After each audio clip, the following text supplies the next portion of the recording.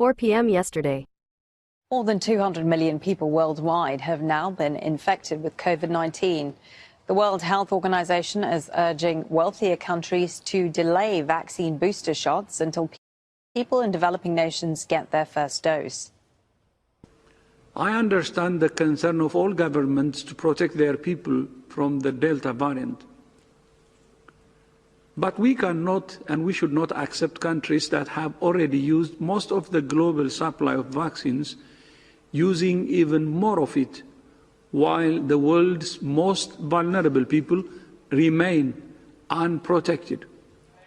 In Indonesia, the number of COVID-19 deaths has surpassed 100,000. But health officials say the total could be much higher. Healthcare facilities are stretched to the limit, and many people have been dying at home.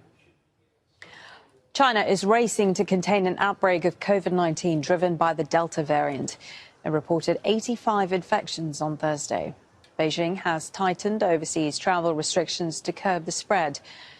Memorials in Lebanon have turned into protests on the one-year anniversary marking the Beirut port explosion and killed more than 200 people. Protesters clashed with security forces near the parliament building as they called for the government to be held accountable. Dozens of people have been evacuated from the Greek island of Evia, where a wildfire is engulfing forests.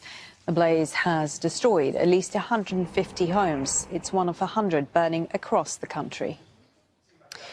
Ethiopia has ordered 3 aid groups, including Doctors Without Borders, to stop all operations in the war-torn Tigray region. The UN's humanitarian chief says food and supplies must be allowed in as thousands of people face famine. Ethiopia's government has refused, saying corridors exist in other areas. An opposition party in Nicaragua says its vice presidential candidate, Berenice Quezada, has been put under house arrest. Quezada was planning to run alongside a challenger to President Daniel Ortega in the November election.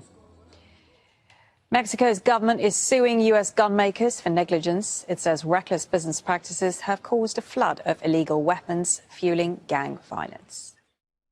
Looking for compelling human stories beautifully told? Each Sunday, AJ Longreads brings you the very best of Al Jazeera's long-form storytelling.